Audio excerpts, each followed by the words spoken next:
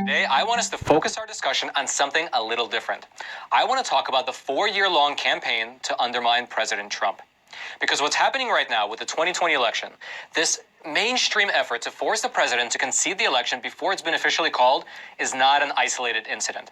Instead, the more accurate way to look at it is that it is the culmination of a 4-year-long effort to undermine his presidency. This is your 2020 election update, and I'm your host, Roman from the Epoch Times. This all started back in 2016 when the FBI launched their politically motivated investigation into the Trump campaign.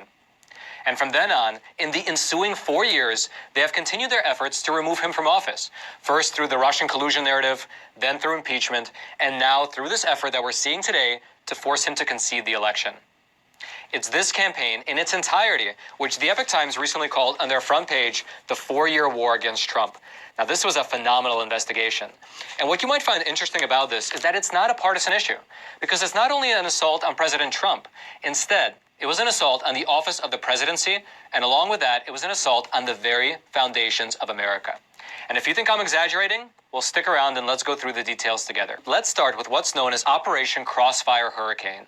Under the Obama administration, the FBI, back in 2016, launched their politically motivated investigation of the Trump campaign. Now, no matter how these organizations or how the press tries to spin it, based on the actual publicly available information that we all have access to, we know that the investigation was started based on unbelievably thin evidence. Basically, a junior Trump campaign advisor made some remarks to an Australian ambassador in London.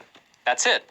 That's what the public was told, at least. But in reality, the investigation relied almost exclusively on the discredited Steele dossier, which was paid for by the Clinton campaign and the DNC. And what was the result of all this? Well, while the FBI's Crossfire Hurricane investigation didn't actually find any evidence of Trump-Russia collusion, the damage was still very grave. That's because these investigations, including the continuous leaks to the media, created the public narrative that Trump colluded with Russia to win the 2016 election, which to this day, people still believe in. I mean, I was in North Carolina just a few weeks ago, a few weeks before the election, and I interviewed one guy, and he still believed that Trump colluded with Russia. And he's not alone. There are millions of people across this country who still think this way. They still think that Trump colluded with Russia to win the election.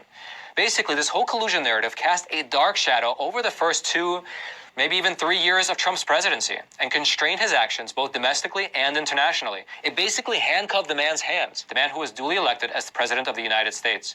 It stopped him from doing what he was democratically elected to do. And it just continued from there. Operation Crossfire Hurricane eventually transitioned into the Mueller Special Counsel investigation, which ultimately also concluded, in their final report, that there was no evidence to support the whole Russian collusion claim. But that was only after a nearly 2-year-long investigation, which gave the media and Trump's political opponents the leeway to portray Trump as an illegitimate president because of his supposed affiliation with Russia. And this is probably the perfect segue to discuss the media. One of the most powerful forces working against Trump during his presidency has been the news media in this country. Over the past 5 years now, they have relentlessly published skewed and inaccurate information about Trump, while at the same time minimizing, downplaying, or altogether ignoring his accomplishments. The media seeks to portray him as basically an illegitimate president. And here's what happens. All of these different anti-Trump elements begin to work in conjunction with one another. For example, the federal government is staffed with hundreds of thousands of employees, and many of them have been led by the false information published by the media organizations in this country to think that it's not only okay, but even righteous to undermine the Trump presidency. And I mean, it's no secret that many of the career officials inside of the U.S. government have actively sought to either undermine or evenly openly work against President Trump. They likely think that they are putting the interests of the country first. But in fact, they have actually done this country a great disservice by blocking and obstructing a rightfully elected president from executing the will of the people. Among other things, as you've seen if you've been following the media, there have been constant leaks from inside of the Trump administration, some of which are even illegal, but they're still published by the news media without any hesitation, without any fact-checking, and typically under the guise of anonymity. And this then feeds this never-ending cycle, because these leaks then go back and reinforce the narrative that Trump is an illegitimate president. And so what's been the result of all this? Well, if you live in America, you already know. This type of media situation has created a climate of anger, hate, and instability in this country. It has resulted in threats and an unbelievable level of hatred towards and even violence against those who support the president. It has allowed left-wing extremist groups like Antifa to riot and destroy cities throughout the country, to attack people, to destroy businesses, homes, basically anything. I mean, these are literally a collection of avowed Marxists running around our streets who seek to overthrow the American government, foment revolution, and take down Trump. They use the tactic of being anti-fascist to basically attack anyone they disagree with. And again, in this never scrutiny by the media. Even as they attack people, as self-described Antifa members have killed supporters of President Trump, as they have created a culture of fear in this country. And yet what happens when you turn on the nightly news?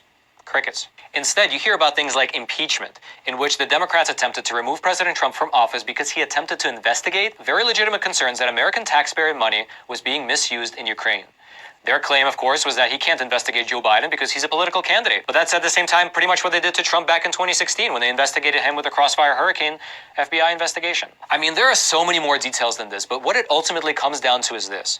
The entire last 4 years have been one manufactured crisis after another, and they're all designed with one purpose in mind: to take down President Trump. This most recent effort to force President Trump to concede the 2020 election when there are still credible allegations of voter fraud and voter irregularities coming forth seemingly every single day, when there are still active recounts, audits, canvasses, and lawsuits in enough states to swing the result, is just the latest in this string of events. It's not an anomaly.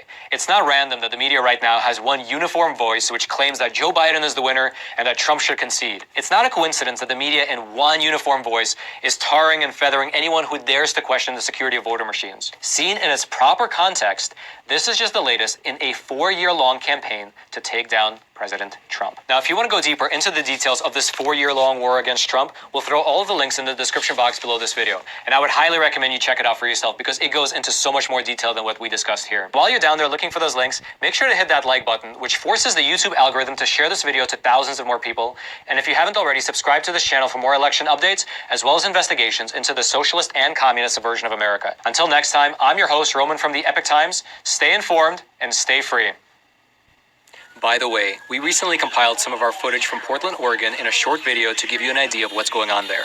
Hope you enjoy. This has been declared a riot. We are here in Portland, Oregon, and behind us is a contingent of riot police who have had rocks, Molotov cocktails, and even commercial-grade fireworks fired at them. No, Brett, move! You're gonna get arrested! We heard that everything in Portland was peaceful, so we came here to see what was really happening on the ground, and a lot of this has been totally underreported. And honestly, the protesters here are not hiding their true intentions. Just listen yourself to what they're chanting. Every city, every town! We went in deep and even got interviews with the protesters themselves. I'm not calling for anything, but I mean, the Second Amendment was written for us to rise up against tyrannical government, so... We went to their event and got footage of riot gear like shields and helmets being distributed free of charge to the protesters. We also went downtown and filmed the devastating effects that all this was having on local businesses, which are mostly boarded up now. We're working to bring you an accurate picture. We're reporting things as they truly are, here in Portland as well as across the U.S., so that you can see the truth for yourself.